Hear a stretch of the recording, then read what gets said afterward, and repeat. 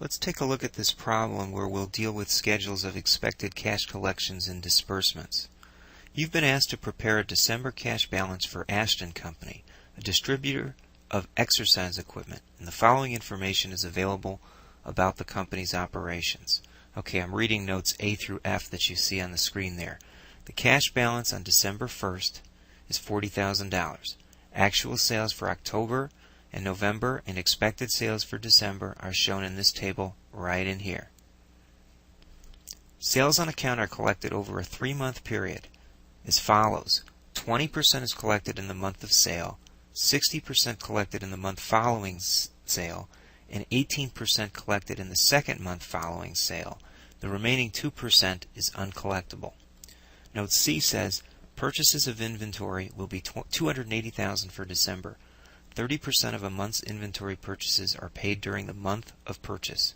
The accounts payable remaining from November's inventory purchases total $161,000, all of which will be paid in December.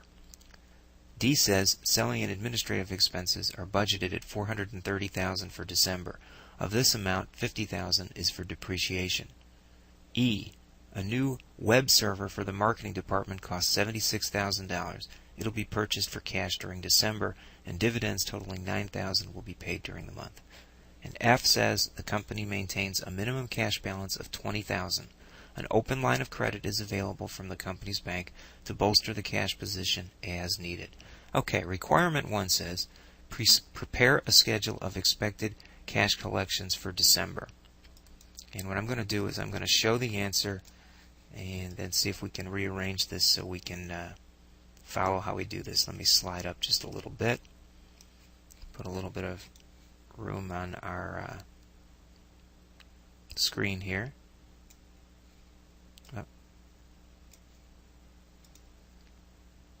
Okay, so now that we've got that rearranged, here's what we know. December cash sales were $83,000. And that's because they tell you that one portion of the sales are made on account. We've got 65, 70, and 83. So there's our 83,000 for December cash sales. Let me slide down a little bit. Then collections on the account from October, we're going to collect just 18%. 400,000 times 18% is 72,000. So there's our 72,000. Then November, we're going to collect 60%. Remember, 60% is collected in the what is that? The month where sales were made, or actually 20% in the month of sales, 6% in the month following sales. So we collect 60% of November's $525,000 in December. So 525 times 60% is 315. That's where that number comes from. And then the 600,000 times the 20% we collect in December is 120. So total cash collections, which is requirement 1, is 590,000. The cash sales plus the various collections according to what the information was provided right in here, and that's probably based on historical results.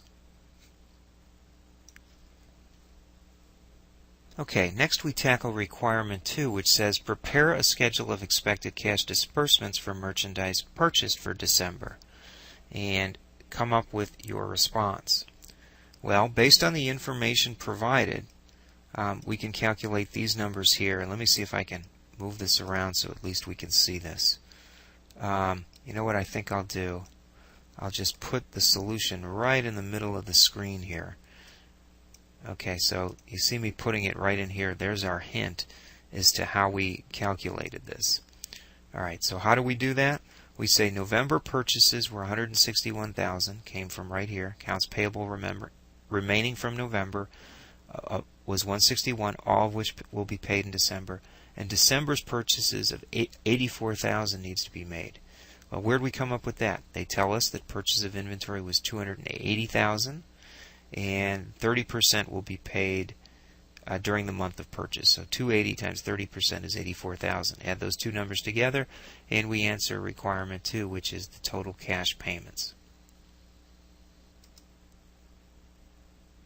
Okay, next we tackle requirement 3. And requirement 3 says prepare a cash budget for December indicate in the financing section any borrowing that will be needed during the month. Assume that any interest will not be paid until the following month. And then the information that appears in red text says the dollar amount of deficiencies of cash available over disbursements should be preceded by a minus sign. Enter all other amounts as positive values. Leave no cells blank. Be certain to enter a 0 whenever required, and don't use any dollar signs in your response. Okay, so I think the best way to illustrate this is to just show the solution, and then we can see where those values come from. So let me show that now.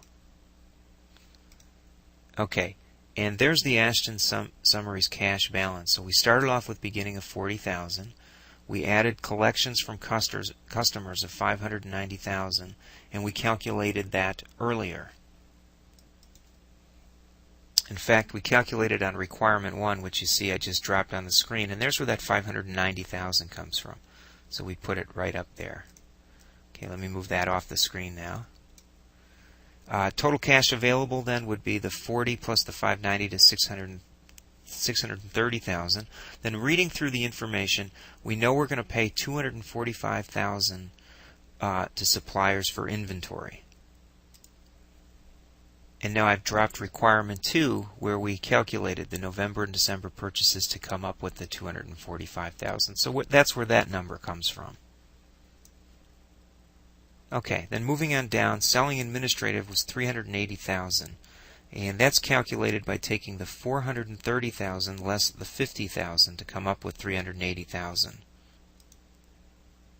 Now I've moved back to the front page to show you here's where that information comes from. Selling and administrative expenses were $430,000, and of this amount $50,000 is for depreciation. So in terms of pure cash expenses, it's $530 less $50, which is what, $380,000. Okay, so there's our $380. The new web server, they told us, was $76,000. We paid dividends of $9,000.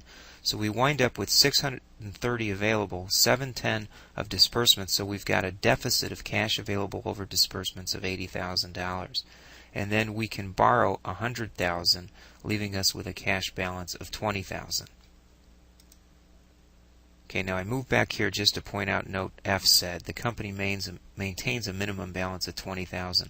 Now that's why we wound up with $20,000. So they would borrow $100,000, so they'd have a minimum of $20,000. Okay, and that takes care of requirement 3.